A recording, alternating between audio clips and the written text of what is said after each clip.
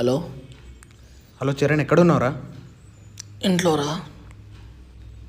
అవునా, ఏం లేదురా. రెడీ అయిన దగ్గర రా, కొంచెం బయటికి వెళ్ళాలి. సరే, ఓకే, వస్తున్నా. ఓకేరా.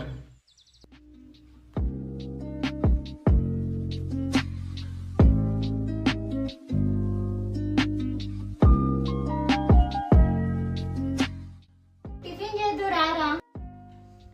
ఆల్రెడీ వచ్చేసానక్క. ఏం చేసావు? దోశ చేశానురా. ఇవ్వు.